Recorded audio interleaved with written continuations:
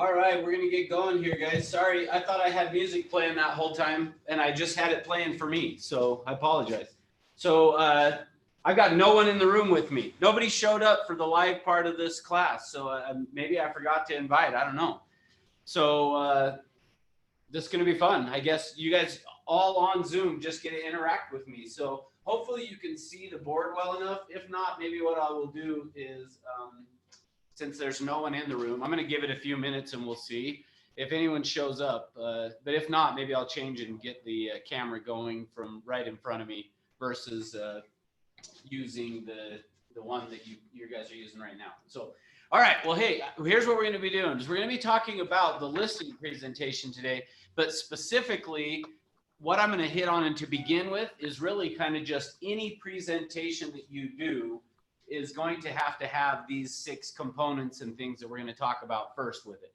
But in terms of a listing presentation, so I'll just write really pretty big on the board here so that hopefully you can see it pretty well. But the first thing that has to happen in any presentation is we've got to get them to choose me is what I've written. So I've got like a T square written up here, and then I've written on that side, choose me. The second thing that's going to happen is that then we're going to talk about price. So keep in mind specifically on a listing presentation that as you are doing a listing presentation, the very first thing that has to take place is you have got to get them to choose you. After that, we can talk about the price. Now, here's what I mean by that is what tends to happen is as we are doing a listing presentation, I'm going to slide this thing over a little bit here.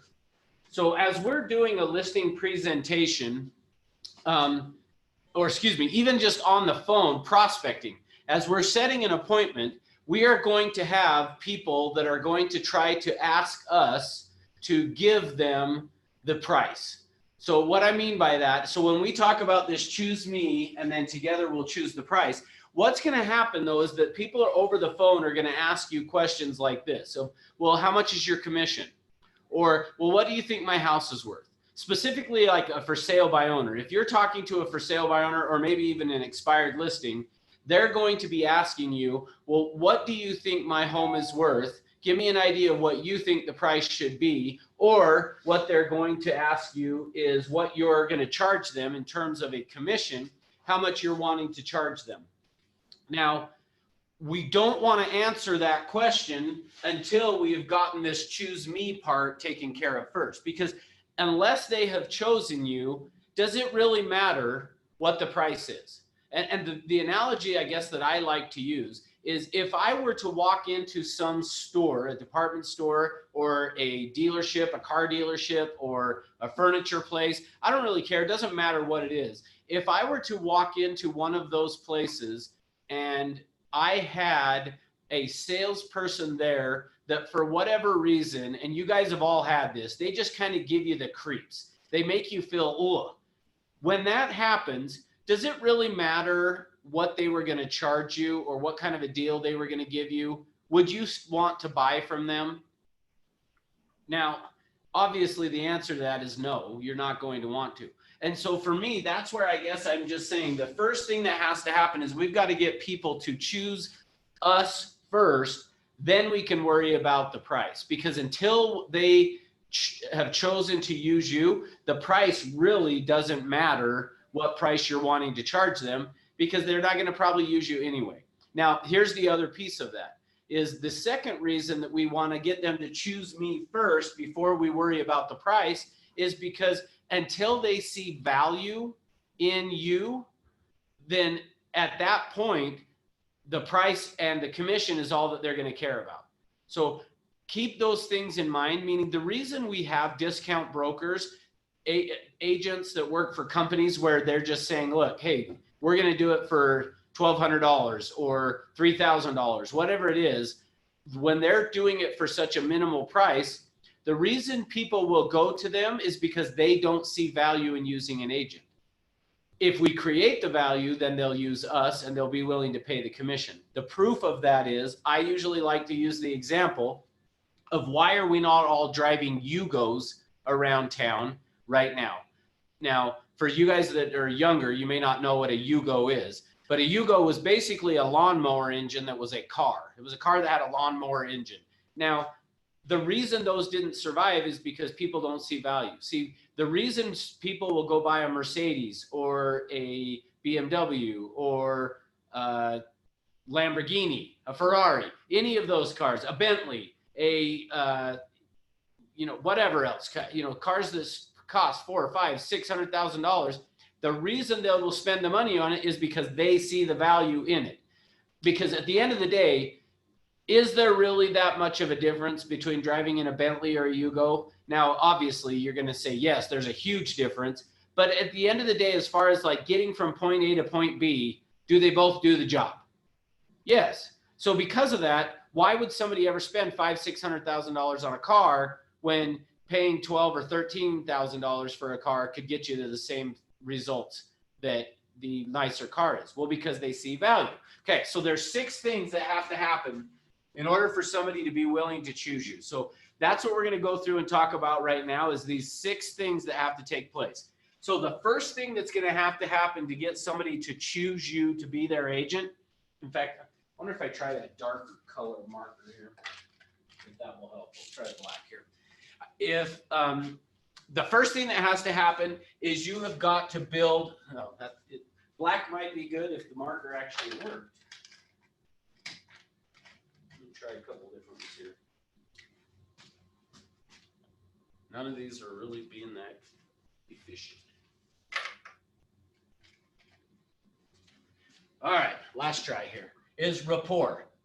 The first thing that has to happen is you've got to build some rapport with them or have a connection. So if you have built rapport or you've gotten a connection with the people, then they are going to be willing, or that's the first step in them being willing to choose you as their agent, okay? So the second thing that's got to take place after we have built some rapport with them or gotten a connection is they have to trust us. Now, trusting you, in fact, if you, actually, let me do this third one as well, and then we'll talk about these together. The third one is they've got to feel safe. So in order for somebody to choose you, you've got to first build a connection and have some rapport. Once you have built that connection and you've gotten rapport with them, then the next thing is they've got to trust you. Now, trusting you is more about just how they feel about you. And so because they trust you, that allows them then to actually feel safe. Good. Hey, Anna, thank you for coming. I got somebody in the room with me. This is awesome. So once they trust you, then they can feel safe. Now, here's the thing that's interesting.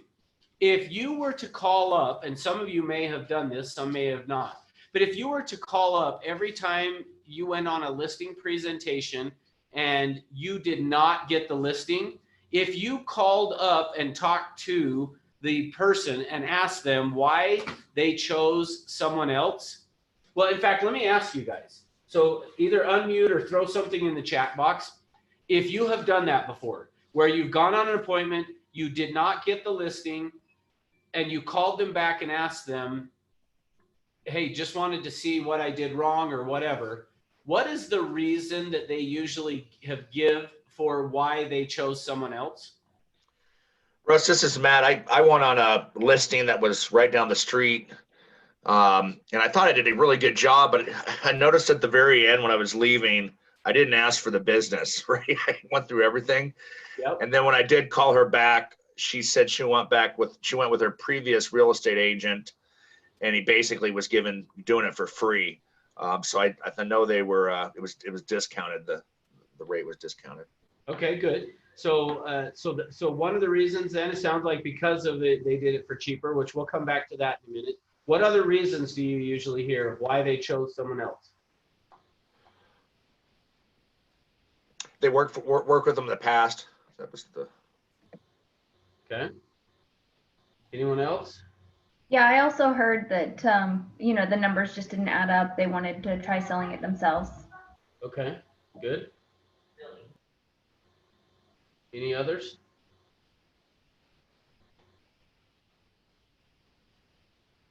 All right, well, so here's what I've found. So over the years as I've done it, a lot of times it seems like the most common answer that I get is, we just felt better about this person. It is usually down to that we just felt like this was the way that we should go. So keep in mind that a lot of times the way people are making the decisions is how they feel. And that's the idea of this trust and safe. So we have to have some rapport and connection with them. They have to trust us, and that, which then makes them feel safe. Once they feel safe, now they're willing to move forward. All right, so now number 4. The fourth thing that has to take place in order for, hey, oh, actually, real quick, before I forget, if you'll just throw your first and last name in the chat box, just so that I have a record of who was in class, that would be awesome. And then I'm going to get to Anna this. Okay, so the next thing. So the fourth thing that has to happen is that, and we've talked briefly about it, is that you have got to create value.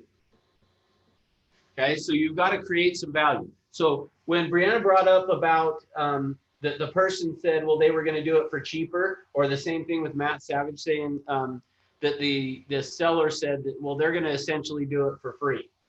See, ultimately what I hear when you say that, what you're telling me is they didn't see the value in what you had to offer. Now, I apologize, Matt and Brianna, that I'm saying that, but essentially, I believe that is the truth, is what they were telling you when they said to you, well, this other person said they were going to do it for free. In their mind, what they heard from you is, you're going to do the exact same thing that they're going to do, but you're going to charge me this commission and they're going to charge me a lower or no commission at all. And so because they felt like the services, the value you were providing was exactly the same as what the other agent was, is why they chose to go with the other agent. So ultimately, I guess what I'm saying is this. We have to, in order to get them to choose us and to be willing to pay the price, we have got to be willing to create enough value that they see the value and are willing to pay. It's back to the same thing I said before. See, why does somebody go and willing to go and buy a Lexus when they could go buy a Toyota Camry and essentially have the same thing? Well, the reason is they see the value. So if you will create the value, they'll pay the price, okay? All right, next, number 5 thing that has to happen is we have to separate ourselves. So I'm writing it as yourself, but we've got to separate ourselves, or you can write it as separate yourself. So we've got to separate ourselves from the competition in order for them to be willing, again, to pay the price. So now, coming back to that again, when somebody says, well, this person's going to do it for this price, ultimately, it's almost like what we need to say is this. So Cynthia, Anna, you're in the room. You're going to get picked on all day. So ultimately, it would be me saying, so Anna, if they said to me, this person is going to do it for less money, ultimately, I want to say something to this effect. So Anna, what I hear you saying is that really you're seeing that we're going to provide the exact same service, therefore you should go with the cheaper person. Is that correct? Say yes. Yeah. So ultimately, they will then go, well, yeah, I don't see anything that you're doing differently. That's where for you, then you got to go take a step back and say, okay, I've got to change some things in my presentation that creates value and separates myself from everyone else out there so that they're willing to pay the price. Because here's the thing. Some of you have seen the chart that I use for the National Association of Realtors, where they show the difference between home sellers selling their home for sale by owner and how much the median sales price is versus if you use an agent. And it is about a 12% difference. Well, see, if people really understood that by doing it for sale by owner, on average, they're going to net 12% less than if they used an agent. Well, now using an agent is usually going to be 5, 6, 7, 8%, but yet they're going to make an extra 12%. At the end of the day, if I said to you guys, hey, I will give you $100, but you got to give me $12 back, or I'll give you $80 and you don't have to give me anything back. Which one are you going to choose? You're going to clearly say, yeah, give me the $100 and I'll give you $12 back. See, that's the difference of if ultimately what we've got to get them to see is the value we create and how you separate yourself from the competition. And then number 6 to this, in this process, is then we got to close. So those 6 things have to happen in order for them to choose you. Now, keep in mind, again, I know I'm spending a lot of time on this and I'm intentionally doing it because I really, really want to get this drilled into you. Do not talk price, meaning the price of their house or the commission that you charge, until you know they have chosen you. Because until they have chosen you, the price doesn't matter. So when they start pounding you and asking you, well, so what's the price? Give me the price. Give me the price. How can you answer it? So anyone have an idea? How are you going to answer it? Give me the price. I work for free until we sell your home. Okay, good. That's a good one, Matt. I like that. How else? So that's great, Matt. But then once you sell it, what are you going to charge me? 3%. Okay. 6% plural, right? So typically, yeah, going to be 6%, correct. So, but if they're pressing you, so, okay, so how much are you going to charge me? Now, so here's the problem. So Matt just said 3%. In my mind, if I'm a consumer, my assumption is you're only charging me 3%. What does your contract say though? 6%. So now when you show up at my house and you've told me 3% and I see 6, I'm going to go, this guy lied. You told me it was going to be 3%, Matt. I guess maybe I need to look at it differently, but I always see it as 3% for the seller commission and brokerage, and 3% for the buyer's commission and brokerage. And you're right on with that, but who pays that commission? The seller. Yeah. So ultimately the way it works is we're going to charge the seller the 6, and then of that 3, we're going to pass on. So, but here's the thing. Here's how I would say. When they press you on price, what you want to say is, hey, until we've had a chance to sit down and talk about it, I don't know what that commission is going to be. But here's what I will tell you is if we can't come to an agreement on that, then it doesn't really matter because we won't be working together anyway. So what we need to do is get together so that I can talk you through it and figure out what it is you expect. Then we can come together on a price. What if they push me still? Yeah, but what is that? Give me a ballpark of what your commission is going to be. Well, I don't know. It could be as low, and here's how I'll answer next. Could be as low as 0, but it could be as high as 10%. It just depends on what you're expecting of me and what you want to accomplish and the best approach to get there. But here's what I'll tell you. At the end of the day, whatever that commission is going to net you more money at the end of the day, or else it wouldn't make sense for us to do it. Now, what we need to do is just get together. What works better, afternoons or evenings? See, don't answer the question. I mean, the reason I'm spending so much time and keep hitting you on this is don't answer the question of price, no matter what, until they have chosen you. The reason I keep doing that over and over and over and over again is because if you give them the price, you could lose even the opportunity to go meet with them. So you have to just keep saying commissions are negotiable. The good news for you, and you can just say it this way, the good news for you, commissions in Utah, or the good news for you, commissions in California are negotiable. So we need to get together and we need to talk about it, and then we can negotiate from there. Now, just as a side note for you guys, that when I say commissions are negotiable and we can negotiate from there, I negotiate from 6 up. I don't go down. So they're negotiable from 6 up in my book. So you have to just decide for you what that's going to look like in terms of how you want to negotiate those commissions. All right. Have I driven the point home well enough? Don't give the price till they've chosen you. You got to first get them to choose you. Then together we can do the price. Everybody clear on that, or do I need to go over it some more? Joking. All right. And let me make sure. Did everyone throw a first name and last name? Looks like you did. Awesome. Thank you for doing that. All right. So let's go to the next piece of this. So here's where I'm going to go next with this is I'm going to erase this. Hopefully you got it all written down, but I'm going to refer back to it as we go through this. So now what I want to do is talk through the listing presentation. Now, think of a listing presentation like this. When you are giving a listing presentation, think of it as the game of Jeopardy. Now, if you have watched the game of Jeopardy, the way Jeopardy works is Alex Trebek has all of the, and by the way, I'm really not that, I've probably watched a full episode of Jeopardy one time in my life. So it's not like I'm this Jeopardy expert and that I know all this stuff, but I know enough about it to know this. Alex Trebek puts all of the answers on the board. Then the job of the contestants is to come up with the questions to those answers. Well, think of a listing presentation as being that same thing. All of the answers are there inside of the seller's head. Your job is to be able to ask questions in such a way that what happens is you draw out of them the answers to the test. So if you think about it that way, essentially what we are doing on a listing presentation, remember the 6 things I have up here. We got to connect, we got to have them trust us, they got to feel safe, and then from there we need to create value, separate ourselves, and close.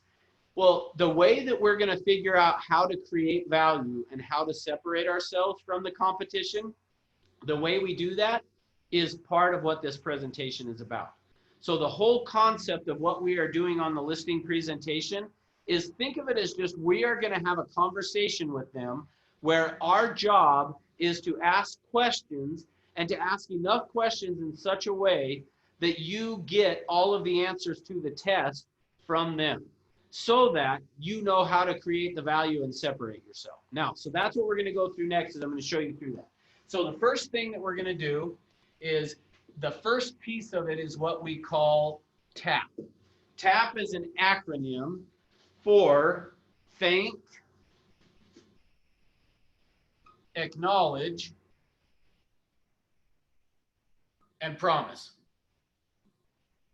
So we want to thank, we want to acknowledge, and we're going to promise. So the first thing you're going to do when you get on any appointment, now I don't even care if it's a buyer or a seller on this, the first thing that you need to do is, as you meet them, thank them, acknowledge them, and then make some type of a promise to them. So we want to thank, we want to acknowledge, and promise. So let me show you what that looks like. So Anna, thank you for coming to meet with me, or if I'm at your house, thank you for allowing me to come and meet with you. Man, when I pulled up to the front of your house, I just, man, the curb appeal of your home looks so good. I love the way you've got those flowers put together. Whose idea was that? Oh, my idea. Oh, it was your idea. God, it's just beautiful. Well, the other thing is, I just want to give you a promise that I plan to give you some really good information to have this time that we're going to spend together be really valuable. Okay? Okay, so that's what we want to do. We want to thank them. We want to acknowledge. Now, notice what I did. When I acknowledge her and I say, wow, the front yard is beautiful. Those flowers that you put in there, what they look, how they look, man, that's just amazing. Whose idea was that? Who's the gardener? Now, if you were in the room when I said that, we're making it up. And as I said it, Anna, when I said to you, wow, whose idea was that? How did you feel inside? I felt like, oh my goodness, I did a great job. It's, my garden, my beautiful garden. Yeah, she got this big smile on her face when I said it. And again, remember, what's the first thing that's got to happen on the presentation? I got to connect and have some rapport. Well, the first way to do that is give somebody a compliment. So no matter what, find something that you can compliment them, or as we say here, acknowledge them about. So thank them, find something you can acknowledge them, which will be kind of giving them a compliment, which is going to make them feel like, I like this person. They noticed how hard I worked on the flowers. So specifically, if you can find something like that, that you can tell, wow, they put some effort into that, that you could acknowledge, is the best thing. Now, what if the house is just a piece of junk? If it's junk and you pull up and there's just weeds everywhere, you don't want to come up and be like, Anna, what kind of weeds are those? Those are amazing. Like, obviously you don't want to do that. So instead, what I'm going to do, if the house is junk and it's like going to be a rehab property, then just acknowledge their time. Just, hey, Anna, thank you for being willing to meet with me. I know everybody's so busy right now, or in today's environment, fearful of everything that's going on. I appreciate you being willing to meet with me. So we want to acknowledge their time if there's nothing else. But the best thing to do is acknowledge something that you can see that they've put some time and effort into that has to make the yard look good or whatever it is. We want to acknowledge something like that. That's going to be your first step into getting that connection or that rapport to take place. All right. So number one was we're going to do the tap. The second thing, which I'm not going to write it down as a number two, but before we get to number two, is we want to go and then take a look at their home. So I'm just going to kind of draw a line across here. And on this one, we're going to look at the house. So if I'm on a listing presentation, I'm going to now want to go look through the home. Now, there's two different ways you can go about doing this. The first way is you can ask the seller, hey, will you show me through the home and point out all of the good things? The other way that you can do it is you can say, I want to explore your home through the eyes of the buyer. I want to see it the way a buyer is going to see it. So let me take a look at it, and why don't you take a look at some of the paperwork that I've got or whatever. You can give them something or just say, let me walk through the home and explore it through the eyes of a buyer, the way a buyer is going to do it. Now, there are arguments plus and minus for each of these as to do you have them show you through, do you not have them show you through? What would be the advantage to me having them show me through the home? They'll brag about things. They'll walk you through and say, oh, we redid this bathroom, or this was horrible when we bought it and we paid to get this fixed. So they most people are proud of their homes. Good, perfect. So yeah, here's the idea. Remember I said before, as I walked in and I acknowledged Anna for her flowers, same thing can happen as I walk through the house. So for me, I'm going to use that as a way to build that connection or that rapport with that seller if I feel like I need to. So there's two reasons that I'm going to have them show me through the house. One is going to be if I feel like I need to get that connection or the rapport built better, I'm going to have them do it. And then the other one is if I'm just not in a big rush to get out.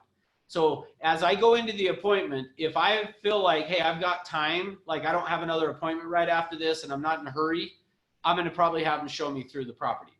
If on the other hand, I feel like the rapport is good and I want to keep the appointment shorter, I'm not going to have them show me through the house. If you have them show you through the house, it is going to take probably 10 minutes or longer to walk through the house with them. In the event you go do it by yourself, you can probably do it in 2 or 3 minutes because you have been in enough houses that you should be able to walk through and look at it and kind of get the feel of what you need to know. If they take you through, they're going to point things out. You're going to end up talking about things, which again, that's fine, provided you feel like you need the connection and the rapport. That's a great way to do it. If you feel like you've got it and you want to keep the appointment shorter, you don't need to walk through and do that with them. Okay. All right. So I'm going to walk through the home. So I'm just going to put walk the house here. Okay. So I'm going to walk the house here. Then number two is what I like to call the game plan. All right.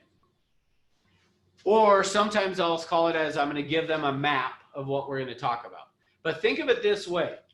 Every time that you are going to be getting in the car with somebody, you want to know where you're headed to. Meaning like, even if you just had said to somebody, hey, let's go grab lunch, as you're walking out to the car, you're typically going to say, so where are we going? Either you've said it before that or after, but by the time you get in the car, you're asking, where are we going? So part of the process of this is people want to know what the game plan is. What's the overview? Where are we headed to? What are we going to accomplish? So what you want to do is make sure you give them that overview of here's where we are headed. So this second thing on here, this game plan, is the overview of what we're going to talk about. Okay. So let me show you what that looks like. So 2A, so 2 is the game plan. 2A underneath is, I'm going to put needs, wants, expectations. Now, I'm not actually doing the needs, wants, and expectations. I'm just explaining it. Remember, I'm giving them the game plan. I'm telling them where we are headed to. So when I put up here these needs, wants, and expectations, and I'll show you what the verbiage or the wording of this needs to look like as we get into it. So I'll give you that in just a minute. But the first thing I'm going to tell them about is what the needs that we're going to talk about is their needs, wants, and expectations. The next thing that we are going to talk about is I'm going to put it up here as marketing, but we're really not going to talk about marketing the way you think about marketing. And what I mean by that is a lot of times what an agent will think is like that what our listing presentation needs to be is about all of our marketing that we're going to do and our marketing plan. But here's the thing. Remember I said to you that it's like we're playing the game of Jeopardy. All the answers are up here. Your job is to just figure out the answers to the test, and they'll give you the answers to the test if you ask the question. But if you don't ask the question, they won't give you the answers to the test. So when I say marketing here, what I mean by that marketing piece is we're going to then show them what we do that is different than everybody else. That's the place that, in fact, I could probably put in parentheses here. This is where you're going to separate yourself. Okay? And the way you're going to separate yourself is based on what they've told you up above. And I'm going to put in parentheses on that one, just questions.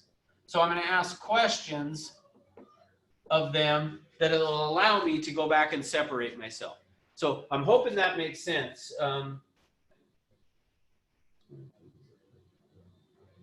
Yeah, perfect, Jomi, what you're saying there. Yeah, if you have them walking through the house, they're going to tell you what they've done and what they've updated and things, which can be a good thing. Like I say, it's a great opportunity to build some rapport.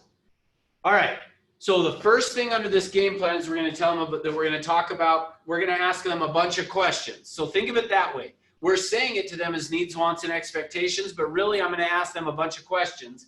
Then we're going to talk to them about what we do to get a home sold, which is really where I'm going to separate myself based upon the answers to the questions they give. And I'll show you what that looks like. And then C of this is we're going to talk about the market and how that affects the price of their home. And then D is we're going to close. All right, so let me show you what that looks like. So I'm going to show you with Anna here. So she's like, I'm never coming again if I'm the only one, right? So, okay, so remember I said, okay, Anna, thank you for meeting with me. Wow, your flower bed looks great. Who did that? Blah, blah, blah. I'm going to give you some great information. Hey, let's take a walk through the house and you can show me all the rest of the great things you've done. So bam, she walks me through the house. I get done with that. We sit down. Now I say, okay, Anna, let me give you an overview of what we're going to talk about and what I would like to accomplish for tonight. So first, what we're going to do is we're going to talk about your needs, your wants, and ultimately what you would expect of me. But I'll also share what I would expect of you as a seller. Then after that, we're going to talk about what do I do to get a home sold. Now, notice I didn't say how do I do marketing. You don't want to say marketing because they'll get it tied to the way you're going to market. So I'd say it as, then I'm going to share with you what I do to get a home sold. What makes me different than every other agent? See, I want to point out to them that I'm going to share with you what makes me different than everybody else that's out there. See, that's how first way I'm going to start separating myself. After that, we're going to go through and talk about the real estate market and what's going on in the market today, Anna. And I'm going to share with you how that affects the price of your home. And then ultimately, after that, if you're comfortable and confident in everything we've talked about, then I'm just going to ask you to sign some paperwork. Okay? Now notice how I've done twice to her that. I've said twice to her, okay? And what does she say every time? Okay. That's kind of how you want to do that with this. As you are doing this with your clients, you want to be saying to them. So Anna, after we've talked about the market and how that affects your price, and we'll come up to an agreement on a price, then what we're going to do is I'm going to just ask you to sign some paperwork so we can get started. Okay? Okay. And then they go, okay. So you've already kind of set them up to be able to you've told them, I'm going to ask you to sign some paperwork if you're comfortable with everything we've talked about. Okay? And they're going to go, okay. And if they don't say, okay, if they go, well, I don't know, we'll see, then I'm going to say, okay, good with me. That works. All right. Any questions so far? We good with where we're at? Okay, I'm going to take that as yes. So now then we're going to go to number 3 over here. So number 3, so I'm going to draw a line here from this needs, wants, and expectations to here. So remember, during this part of it here, I wasn't asking the questions. I just was giving them an overview of what we're going to do.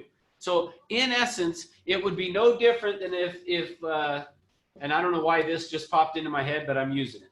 It would be no different than if we decided to go as a class, we decided we were going to go on a field trip and we're going to go to the zoo. And we get to the zoo as a class and we walk in there and I say, okay, guys, here's what we're going to do. We're at the zoo. First, we're going to go look at the zebras. Once we're done looking at the zebras, we're going to go to the elephants. And then after the elephants, we're going to go to the lions. And then after the lions, we're going to go watch a bird show. Like we haven't gone and done all those things. I've just told you what we're going to do. Think of this number 2 as that. It's just, hey, here's what we're going to do. This is the process we're going to follow. And then this is how we're going to do it. So now number 3 is we're actually going to do it. So I'm going to write up here as questions. But keep in mind, the idea behind the questions is to get needs, wants, and expectations. All right? So what it's going to look like now then is now I'm going to start to ask them the questions. Now, here's the thing with this. So I've got a whole separate class that I teach that is needs analysis, which I think is coming up in the next week or 2. I don't remember if it's next week or the next week, but within the next week or 2, I'm doing the needs analysis. That needs analysis class is where I'm going to get into, and we're going to spend basically 2 days between probably 3 and 4 hours kind of between the 2 classes, probably closer to 4, but where I'm going to spend teaching you how to really get good at doing this questions piece. But for the sake of today, here's what I want to just educate you on with it is ultimately what you want to do is be asking questions that start with things like this. Share with me, tell me about, help me understand, or describe for me. Now, let me test you and either put it in the chat box or unmute, or if Anna beats you to it, and then I guess you don't have to answer, but I'm picking on her, so I want you guys on Zoom to answer. What type of questions would I want to ask in here, and why am I doing it with a share with me, tell me about, help me understand, describe for me? So I guess that's a 2-part question.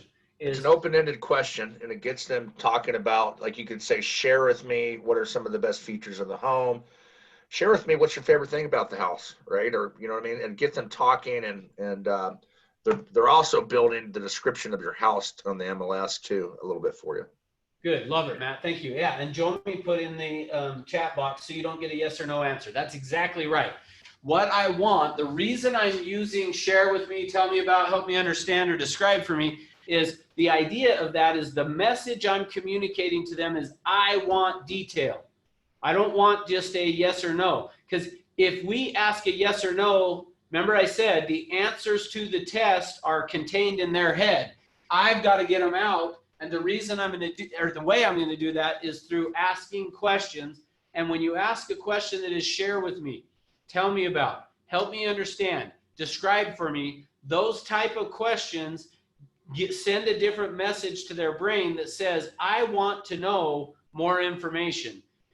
Too many times what happens is agents will give them either yes or no or one-word closed-ended questions. And we want to keep these more open-ended by saying, share with me, tell me about, help me understand, or describe for me. So what would be some questions that I would want to ask the seller? Now keep in mind what we're trying to do. So what I'm trying to do is I've got to create the connection. I've got to have them trust me and feel safe. So what kinds of things would I want to ask in this question section that are starting with a share with me, help me understand, tell me about, or describe for me? What would be some things that we would want to ask?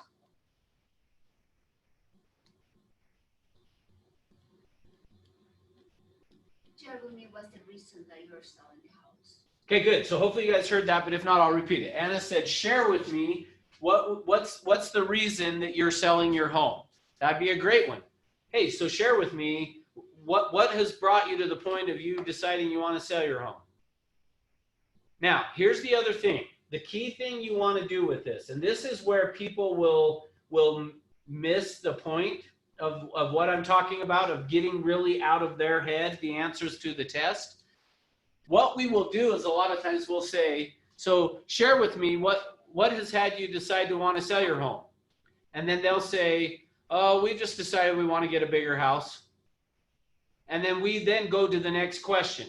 Instead, what we need to do is we want to dwell on that a little bit more, meaning either ask another question or two about that, or even just saying something like this. Hey, that's great. Tell me more. See, by saying tell me more, so let me add that over here. It's kind of a sub to this, is tell me more about that is one of the things you want to say, or keep going, say more about that. Some version of that is what we want to do. Okay, good. So Leslie has put in here in the chat box, share with me why you want to sell. Perfect. Yeah, kind of along the same line. So share with me why you've decided to sell your home. And then Andy's saying here, motivation and timeline. Good. Yeah, so ultimately, a great question to ask about that would be, hey, so tell me about what's important about timing, or share with me what is important about getting your home sold and the timing of you getting the home sold. So hopefully that makes sense. So what we would want to do is ask something like that. And then, so let's say that I asked, so I just said, I'm going to put you on the spot, Greg. Is that okay? I got another person who's joined me for a minute at least. Sure. So we're talking listing presentation. I'm at the listing presentation. I'm on the questions section. And I were to say to you, so Greg, share with me what's important about the timing of you getting your home sold. Well, we hear interest rates are really low. Okay, perfect. So, hey, that would be a great one right there. When I say, hey, so share with me what's important about the timing with this. And he said, well, interest rates are low. So now remember, I don't want to just move on. So I may want to say, hey, so tell me more about that. Well, you know, we might have a tight budget during this, and if we can get our payment as low as possible, that would be important. Okay, so it sounds like, if I'm understanding correctly, really getting this done quickly while the interest rates are low is really going to be the ideal, because then you know you're good with. Exactly, and we don't know if the market's going to drop or whatever after spring. We don't know. Yeah, for sure. That totally makes sense. Okay, so hopefully you guys are seeing with that, by me just saying, hey, share with me, or tell me about, or describe for me, and then once they've said that, by you just saying, hey, tell me more about it, that's the key on this. Like, don't miss what I'm saying right here. Too many times what happens is, the way we have been trained to communicate, the way all of us were trained to communicate, was more of in a hunting and gathering fashion. So if you stop and think about it, if you go back in time thousands of years ago, even probably 1,000 years ago, what was the man's job? What? Kill. Yeah, to go hunt and gather, right? So Greg said kill. But essentially it was to hunt and gather. It was go, I'm going to go kill something and bring it home so we can eat it. What was the woman's job? Yeah, to cook it and to what? And what else?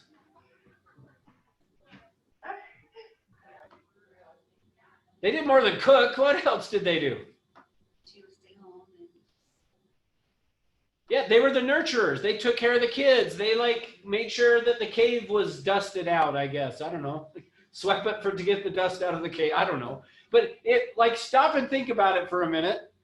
Ultimately, now here's the reason I say that. The man's job was to go hunt and gather. The woman's job was to be a nurturer. Now, part of why I say that is because contained within us, because of that, anthropologists would say that our communication, and specifically more so with men.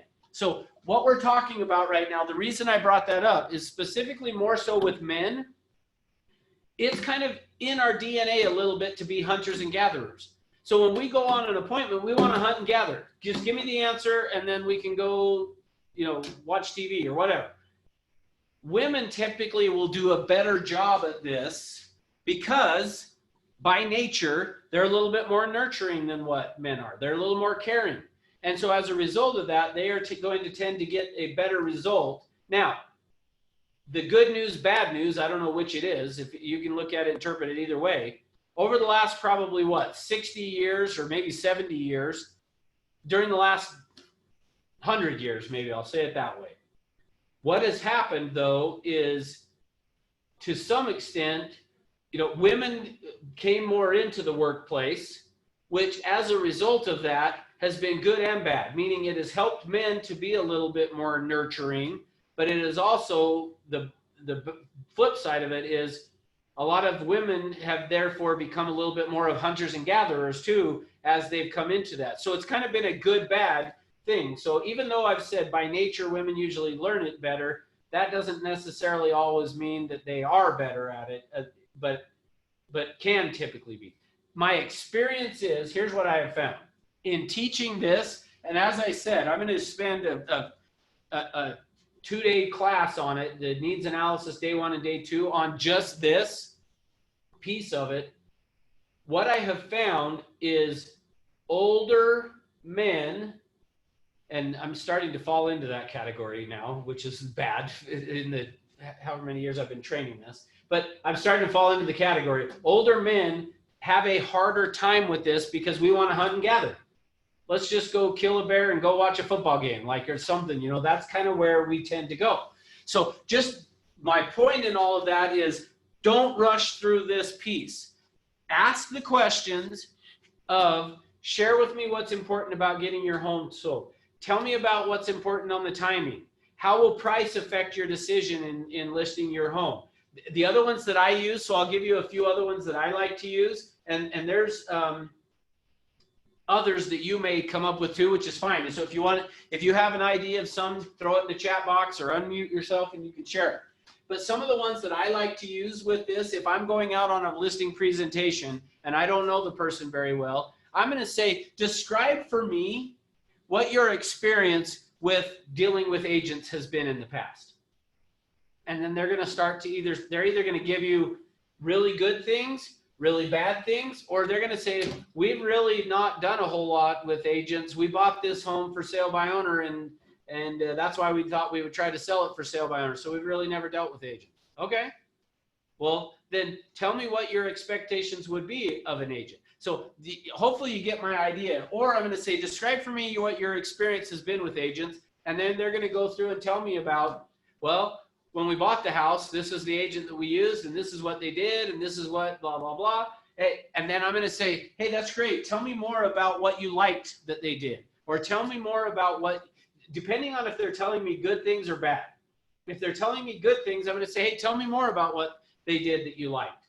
Or if they've told me the bad things, I'm going to go, well, tell me what other things you would not want an agent to do.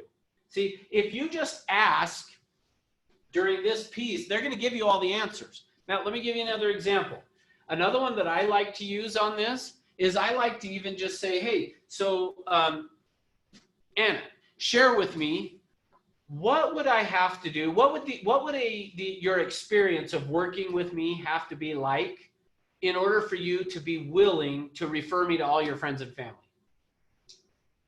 That I can get the top dollar that I'm asking for my house, and also that you're gonna be there for me if I have a question. And I want also to feel like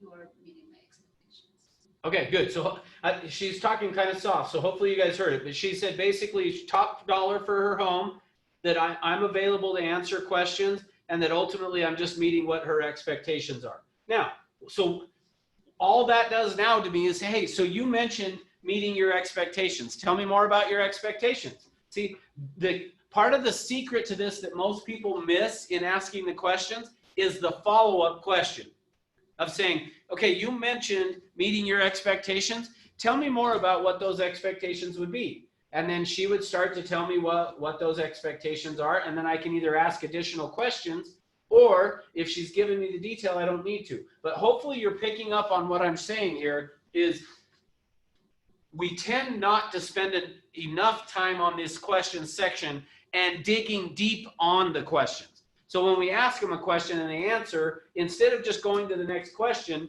do a follow-up to it of, hey, you mentioned top dollar. So share with me what that looks like. And then she would start to talk to me about what she thinks top dollar looks like. She mentioned being available to answer my questions. Great. What would you expect from that? What would that look like? Now, what she should do then is at that point, explain to me what she would expect. So hopefully you're getting the gist of what I'm talking about on this is we want to ask the questions, then do some follow-up of, hey, tell me more about that, or share with me a little bit more detail on what that would look like for you. And I love the very last one that I'm going to give to you on this before we move on. The very last one that I always ask every time under this is I will say, so Greg, tell me, what is your biggest concern or your biggest fear, or what would keep you up at night on this transaction? Probably if I felt in the dark and I wasn't getting good communication from the agent. Okay. I just didn't know what was going on. Okay, so ultimately your biggest concern would just be making sure that I'm keeping you informed so that you know what's going on. Yeah, I like to be involved. Okay, perfect. How often would you want that to take place? Minimum once a week. Okay, great. So now hopefully you guys are noticing what I'm doing, but when you ask them what's your biggest concern or what's your biggest fear on this, what should happen is at that point, if I have built some rapport throughout this, they're going to open up and tell me really what their biggest worry is. Now, let me give you a quick example of this that is a real life example that happened. Now, it didn't happen to me, but it happened with an agent that was in training, okay? So, and this was a number of years ago, was an agent that was in California, and they had an opportunity to go out on a listing that was, at that time, the home was worth $15 million. So it's been long enough now, that home's probably worth $30 or $40 million today, I don't know. But this really expensive home, and $15 million. As they're walking through the property, they look at it, they sit down with the seller, and let me give you the background on the seller. The seller of this home was in her 80s. Her husband had passed away within the last year or so, and she's now decided the home's just too big. She doesn't want to be there by herself anymore. She wants to just sell the home and get out of it. So she's interviewing, and I don't remember the number of agents, 3 or 4 agents for the job to who she's going to list the home with. Well, this particular agent goes in and follows this process. Hey, share with me, gets to the end and does exactly what I just said to you. Share with me what your biggest concern is about getting this home sold. And here's what she said. She said, you know, I have met with, let's just say 3 other agents. I don't remember how many it was, but it was more than 2.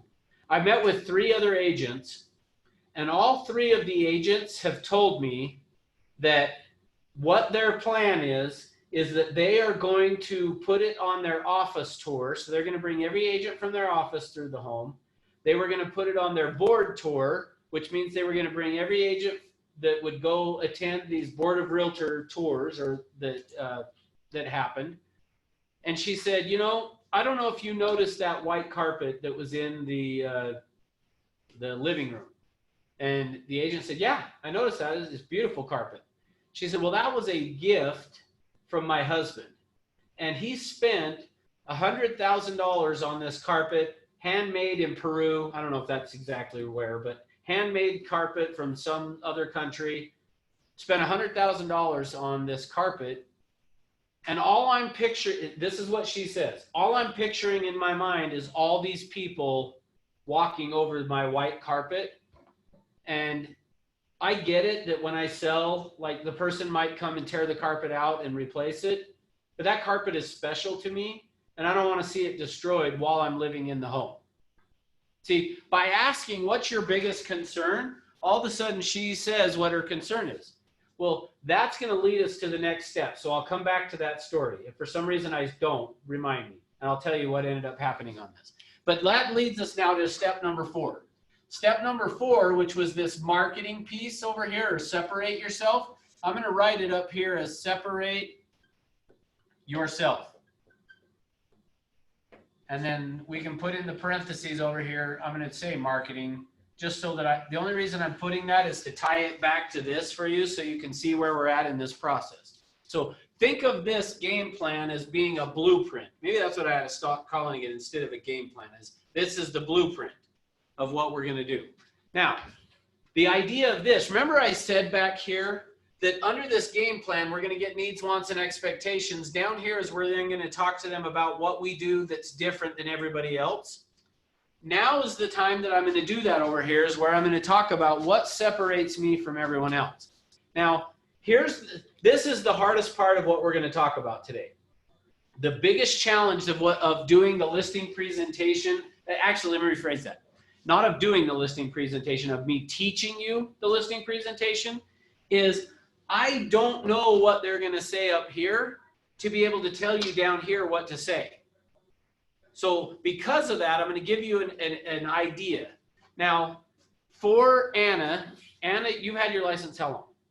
I just got my license here in Utah in January. Okay, so, but you were licensed before that? Oh, yeah, Oh, where? in New York. Oh, I think I did know that. How long? I got my, in 2017. Okay, so a few years. Okay. So I won't pick on you then. I'm going to pick on somebody else on here. Brianna, how long have you had your license? You're muted though. I have had my license for a little over 3 weeks. Okay, perfect. So I'm going to pick on you then for a second, okay? So here's the biggest challenge is for me to teach you in how to go do this. The hardest part about me teaching you this is I don't know what they're going to say up here to you when you ask the questions. Now I have an idea, but using the example that I just used, like, until I heard that story, I would have never said to somebody, hey, the way you're going to get the listing down here is by talking about the white carpet. See, every time you do this, you're going to have different things that come up of what's most important to them, their biggest fear. If you've done it right, it's not always going to be about the top dollar. I mean, it could be, but it's not always going to be about top dollar. Down here under this separate yourself, it may be something else up here that you're going to have to talk about down here. And so that's the biggest challenge. So here's what I recommend. So if I'm you, Brianna, and you get out on the appointment, here's what if you're worried about it based on what I'm teaching, then here's what I recommend. Now, I've got Greg sitting here how long you've been licensed for? 10 years. See, he's been licensed long enough. I know he's worked for sale by owners. I know he's done enough of this that for Greg, I would say, you can handle this, go do it all in one appointment. But if you're worried about it, so if you're a newer agent, and I know we've got a number on here that are, and you're worried about what we're talking about next, just know it's always okay to cut off. Tell them you want to do an appointment in 2 steps. So if you're a newer agent and you're worried about it, do a 2-step appointment. Go out and do the thank, acknowledge, promise, walk the house, tell them that you're going to ask them some questions and find out some information. Then you're going to go back to your office and put together a market analysis and come back and make a presentation to them. And you would just cut it off right here. So if you're panicked by what I'm talking about, just do it the way I'm saying, where you're going to cut it off here. And then after your appointment, I will coach you through, based on what you asked up here, how to go back and do your presentation. So if you're worried about it, do it that way. If you've been licensed for a while, which a lot of agents that are on here have, then you don't need to do a 2-step. So questions on that? Taking that as a no then. Okay, so just know you can do it as a 2-step or a 1. Okay, so now during the separate yourself, what we're going to do is I want to take all the information they gave me up here, all of this information, I'm going to now use down here to separate myself. So let me show you what I mean. So I'm going to use first, I'll come back to the carpet in a second, but I'm going to first use Greg's. When I asked him, what was your biggest concern up here? And he said, being informed. And I said, how often would you want to be informed? And he said, at least once a week. Well, now what I'm going to do down here, under this separate yourself, you want to say something like this. Every time you're communicating during this separate yourself, you want to say something similar to this. Most agents, ...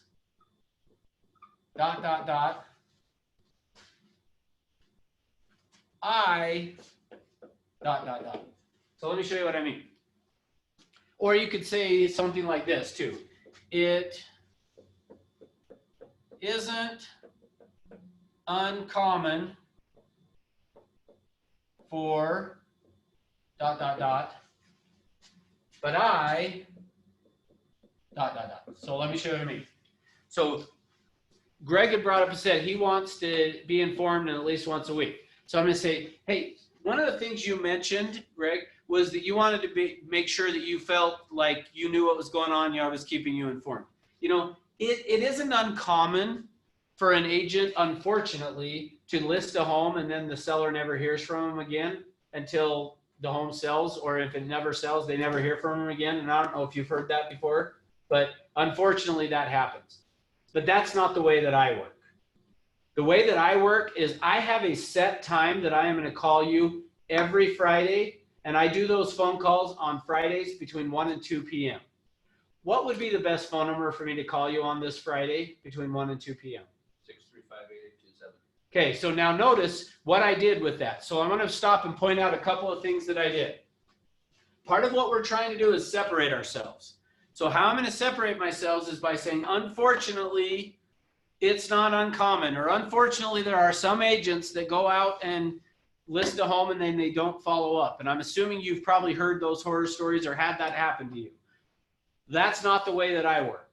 The way that I'm going to do it is I'm going to call every day, every Friday between 1 and 2 o'clock. What's the best number to call you on between 1 and 2 o'clock? Now, one of the other questions that I may have asked up here, and if I didn't, then I would say, if I call during that time and I get your voicemail, is it okay for me to leave a voicemail to update you on what's going on? Yes. Great. See, I'm just asking all the questions. But notice the other thing I did as part of this, and that specific one, the communication one probably is the most common one that is going to come up under separate yourself, is the people of saying, I just want to be informed of what's going on. So as a result of that, I like using that one. And then notice what I did by saying, I do those calls on Friday between 1 and 2 o'clock. Greg, what number would you like me to call you on this Friday between 1 and 2 o'clock? What did I do? You gave him the time that you're usually, that your ability when you're available to. Okay, good. So I've given him the time. You give him the option to choose. Right? Yeah, good. And what else? What else did I do? Somebody online. What else did I do? You're starting to close them at that point. Yeah, perfect. Thanks, Ryan. Essentially, you notice the first time that I kind of closed was down here of saying, hey, so Anna, after we've talked about that, if you're comfortable with everything we've talked about, I'll just have you sign some paperwork, okay? And she said, okay. So there was the first close that I did. Now the next one I'm doing is right there. Saying, in essence, I'm kind of subtly telling Greg again, we're going to be working together, and my assumption is you're going to sign the paperwork, so I'll be calling you on Friday because you'll be one of my clients. What number would you like me to call you on? And by him telling me, well, this is the number that would be best to call me on, he's letting me know I'm on the right track to him choosing me to be his agent. Make sense? Okay, so that's the piece that we want to be doing with this. All right, let me give you another one on separate yourself.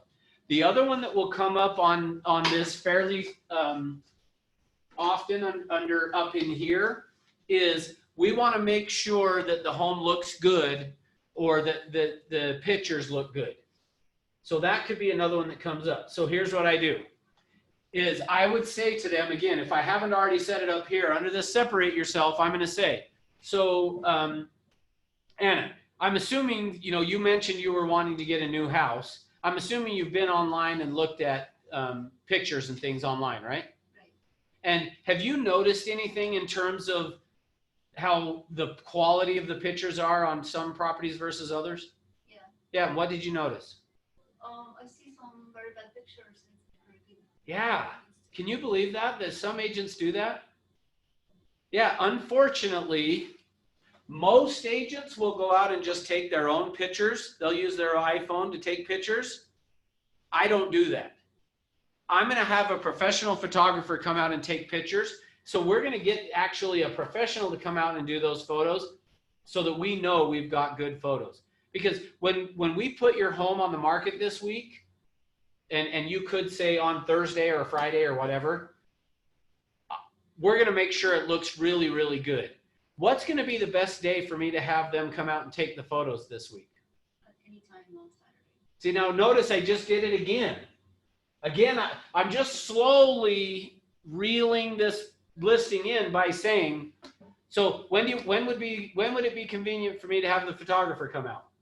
Well, I guess tomorrow. Okay, so if they say tomorrow, or well, we would want a couple of days to be able to kind of clean up. Okay, well, it's Tuesday, so would it be okay if we had them come on Friday to do the photos?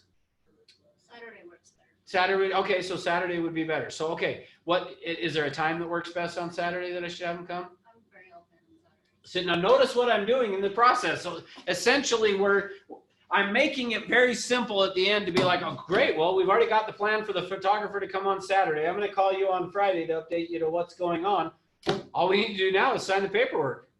How did you want to spell your last name or whatever, All right. So are we good? Are you understanding this? Separate yourself. Well, actually, let me give you one more. Let me do the carpet one now. So, okay. So let me give you the rest of the story. So this lady says, I'm worried about the carpet up here was her biggest concern. So now it's down here of how to separate ourselves. This is what the agent said. He said, you know what? I can understand what your concern would be about that. Like if I were you, I would be frustrated seeing my carpet being destroyed, this white carpet getting tracked and dirty and muddy. Like I don't want to see that take place either. So here's what we're going to do. When you list with me, see, most agents do that. See, again, I'm going to just do this most agents thing. Most agents are going to go out and their thinking is we're going to bring everybody through from my office. I'm going to put it on the board tour. The reason they do that is because they think it's going to make you feel good that they're showing the property.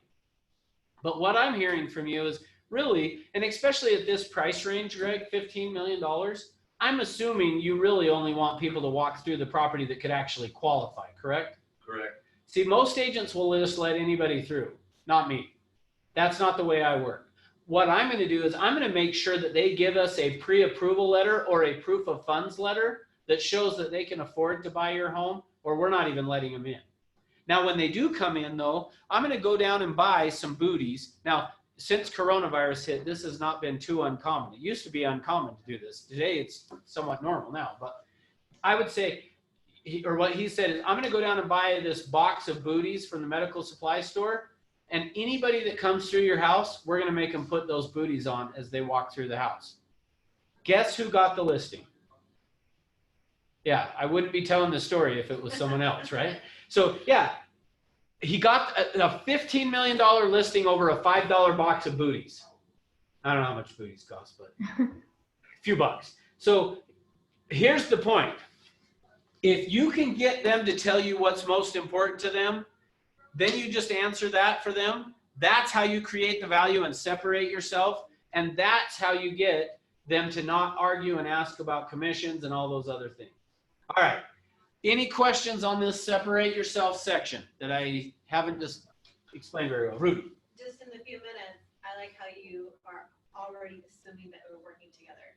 It paints that picture and you say, I'm doing this for you, I'm doing this for you, we're working together on this. It already shows them that we're working together. It paints that picture. Yeah, perfect. Yeah, exactly right. Thank you. That's the whole idea of this piece here, is you can start to talk about all the different things you're going to do, and then you can subtly throw it in there. Well, hey, how do you want me to do that for you, and when should we start it? And like we're scheduling the photos, so yeah, like what works best. So she's already assuming that you're working together. Yep. Great. Perfect. So Any other questions? Yeah, go ahead. Right. If you wanted to talk to them about the presentation of their home, if you felt like it wasn't going to photograph well, where would you slip in that and kind of try to add value and set yourself apart, that you were giving them, help with getting their house marketed? Yeah, that's a great question. So if as I walked through the home, I noticed it was not very good or whatever.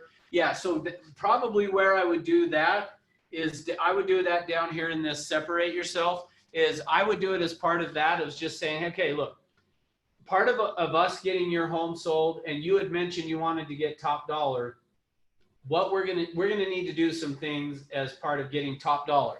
So during this, I'm gonna tie it back to when I walked through the home. Hey, so I had mentioned to you, Brianna, I was gonna be I wanted to walk through the home and get it through the eyes of the buyer. Well, as me doing that, walking through the home, I noticed a few things that if we want to get top dollar that you talked about up here, that we're going to need to do.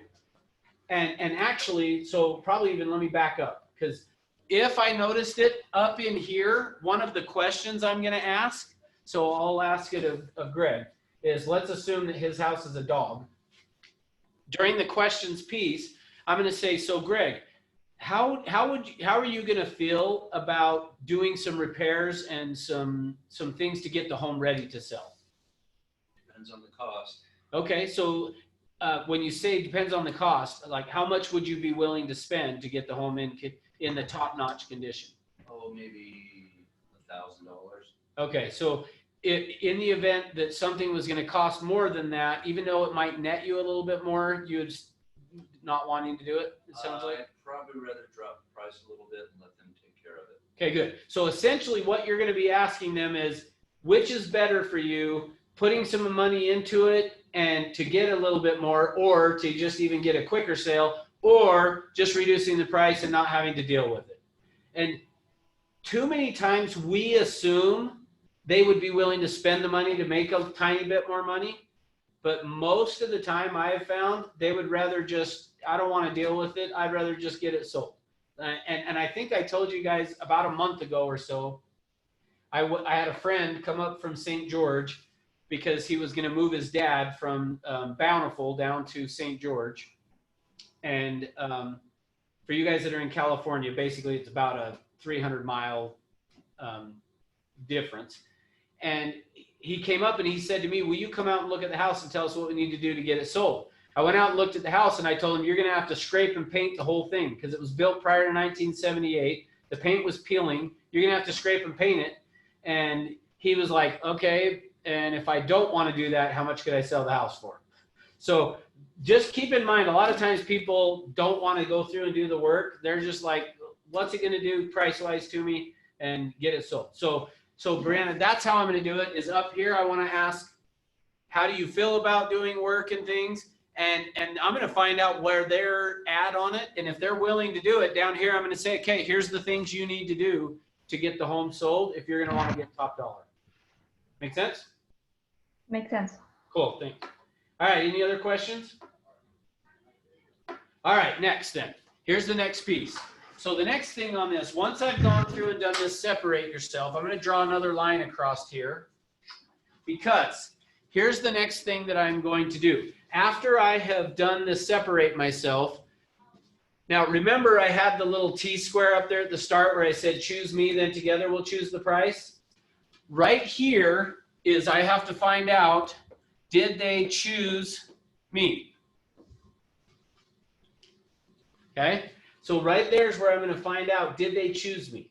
And let me show you what that looks like. Because remember I said, don't talk price until they've chosen you.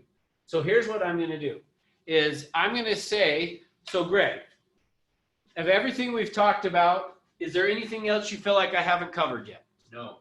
Okay, so you're feeling like good about that. Yeah. On a scale of 1 to 10, where would you say we are in terms of you and I working together in getting your home sold? 8.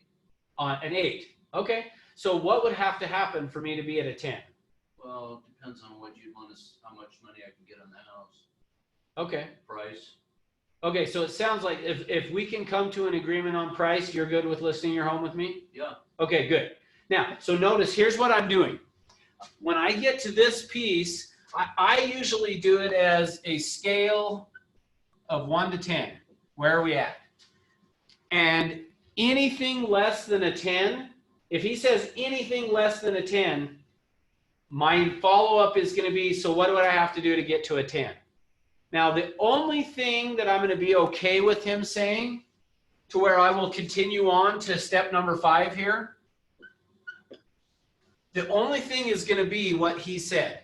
If they say, well, we haven't talked about the price yet, or we haven't talked about your commission yet, then I will say, great. Is it safe to assume, though, if we can come to an agreement on that, that you're comfortable with me being your agent? Yes. Excuse me. Then I'm going to go on. If he said anything else, I'm not going on. I'm going to deal with it.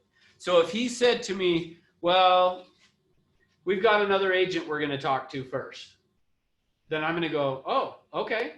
So is that because you feel like there's more that I haven't talked about? Like, why are you feeling like you need to talk to another agent? See, I want to deal with whatever comes up at this point. Anything that does not attend or that is not tied to whatever the price is going to be, I'm not moving on to that. Don't go to, because he hasn't chosen me. And until he chooses me, I don't want to talk about the price. Okay, so we're going to assume he said, well, we haven't talked about the price. Great. So if we can come to an agreement on price, you're comfortable with us working together. Yes. Great. Now we're going to go to number 5. So number 5 is going to be the price. So now I've written over here, I had it as market, so I'll put in parentheses here price, because it's really, that's what we're doing. And here I'll put market. But here's what I'm going to do. So on this piece, the first thing I'm going to do, so 5A is going to be the macro picture. So I'm going to talk about what's going on big picture in the market. So you guys tell me, I want to hear from one person in Utah and one in California. So you guys tell me, if somebody said to you today, let's do California first. What's going on in your market in California? So somebody unmute or type it in the chat box. How would you answer it? I'll start calling you out if I have to. Alex. Or let's see, who else? Leslie. Skip.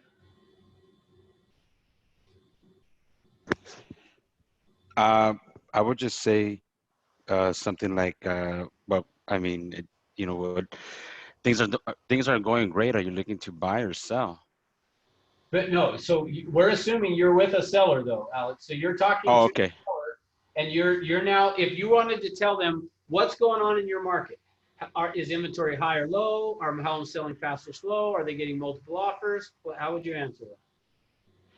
Yeah, just, you know, it's the market is still pretty hot. Inventory is low. A lot of the properties are getting multiple offers. Okay, good. So that's what we want to do. So somebody from Utah, tell me what's going on.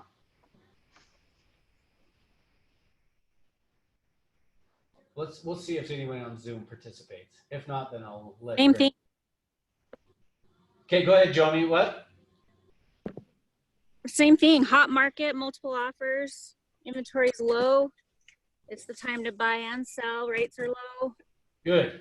Yeah, here's what I will tell you guys. I keep an eye on this every single Friday. Every Friday, one of the things that I do is I go and look at how many homes are available, how many are under contract, and then I also keep an eye on how many are short sales, just because I feel like short sales is going to be the first indication that the market is going to turn.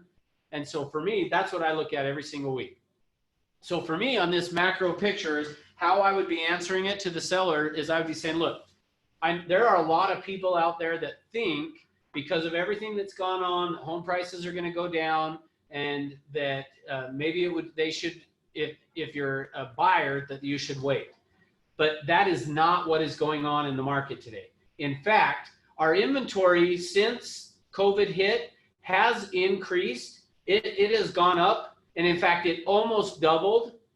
But in the last month, the number of properties going under contract has skyrocketed. In fact, we have gone, the number of properties that are under contract right now in Salt Lake County is the highest I have ever seen it in 25 years. Basically, what I'm telling you is the buyers are out going nuts right now buying properties, and they're doing it because the interest rates are at historic lows. Like today, you can get an FHA loan at 2.75, a conventional at 2.875. That's how I'm going to be explaining to the seller the macro. Here's what's going on in the market. So what that means for you, and so that's the next piece is this. So that's the macro. B is now going to be pricing. So I want to talk to them about pricing. Now, here's what I'm going to say on pricing is something like this. What that means, based on what we just talked about in the market, what that means is that we should be able to get your home sold really, really quickly. And if we don't, if we're not getting an offer really, really fast on it, there's a problem with either the price or the condition of your home. And so what we're going to want to keep an eye on is if we don't get an offer within a couple of weeks, we got a problem that we need to fix. And typically it's either going to be price or condition, which you guys know at the end of the day, it always boils down to what? Price. It always boils down to the price, because the condition can be solved by the price. So ultimately, I'm going to tell them what we're going to want to do is keep an eye on that, because if we don't get an offer within the first 2 weeks, what that is the market's way of telling you that your property is overpriced. Now, I may even throw in something like this. I may or may not, but I want to tell you guys this. My father-in-law has a neighbor's home for sale right now. His next door neighbor's house is for sale. In fact, I trained the agent. Maybe I shouldn't tell you that after I tell you what the next piece. I probably shouldn't have told you I trained the agent. Scratch that part. Forget that. No, I trained her actually even at this company. I trained her, but she's not with this company anymore.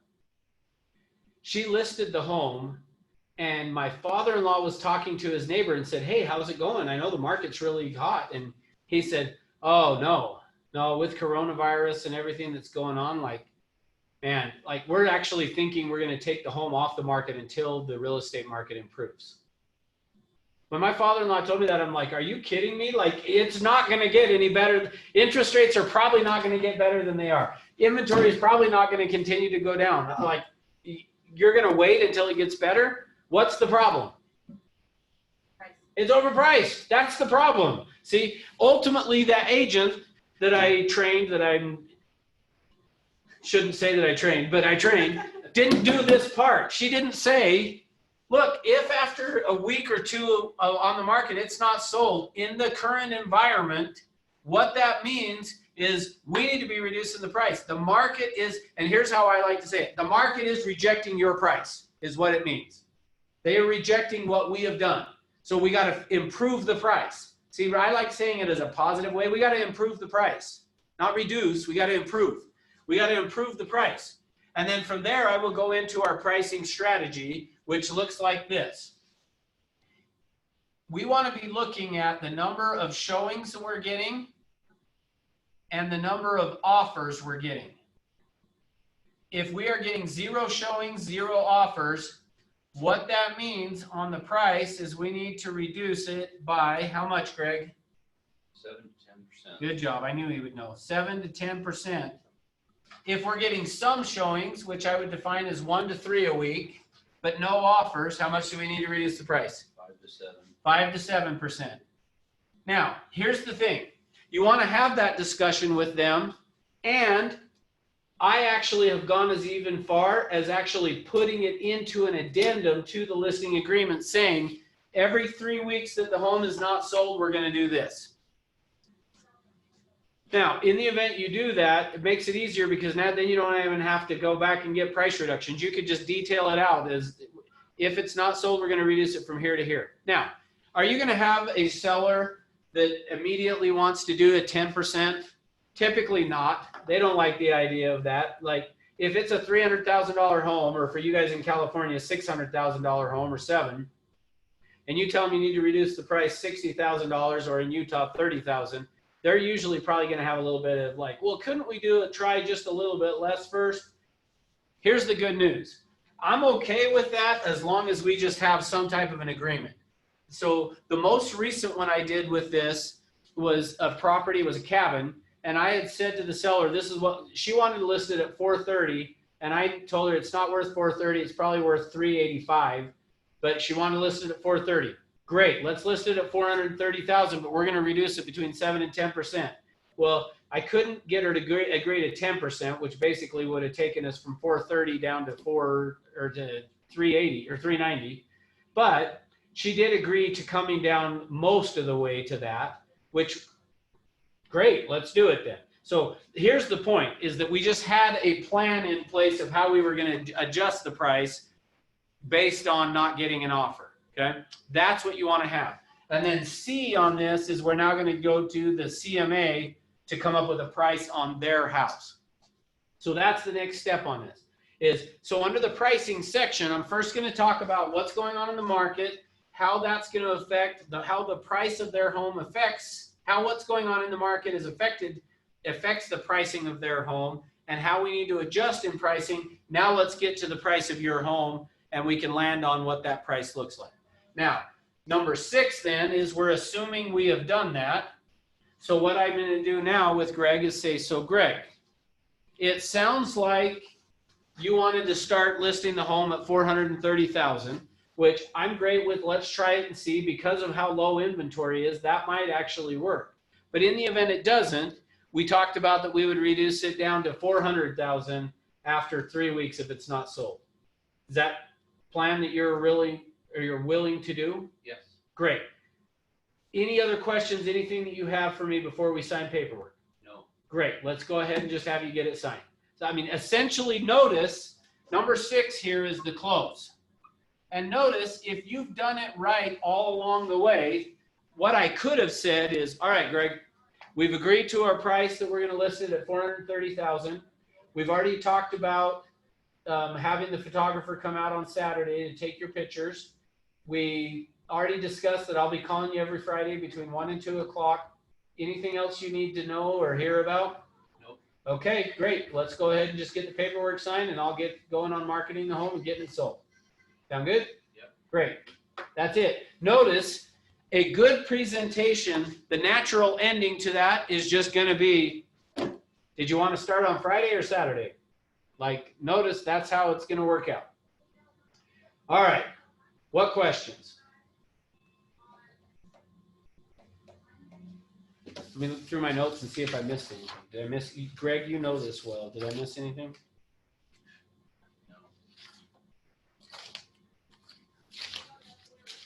Oh, I know. The only other thing I would maybe say, since you guys aren't, since I did such a good job, nobody has any questions, or I put you to sleep, one of the two, is along the way of this, what we didn't talk about is throw in sound bites.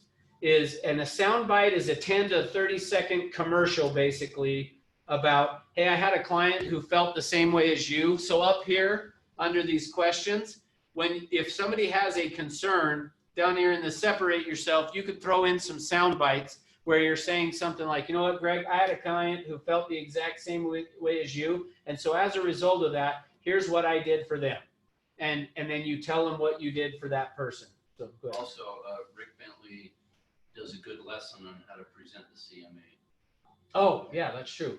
Yeah, so in terms of the presenting of the CMA, one of the other things, so I'll hit on that, thanks, is you can throw up the sold properties here. Just say, okay, here are the solds. Here's where the properties that are under contract. And then you show them 3 or 4 of those. Here's the actives. And you could do expireds as well if you want.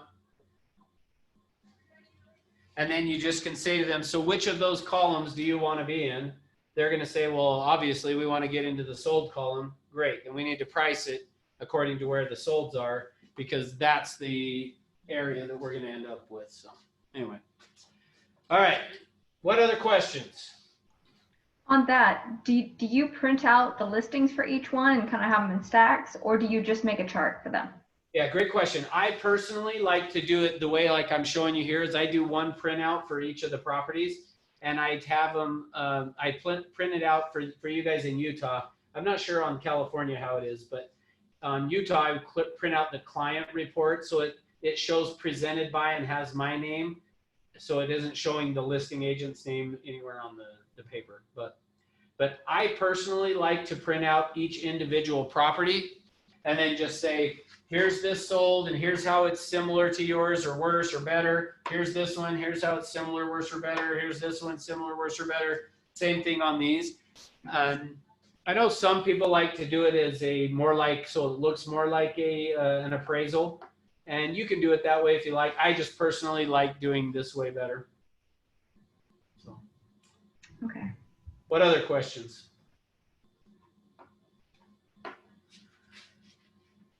All right.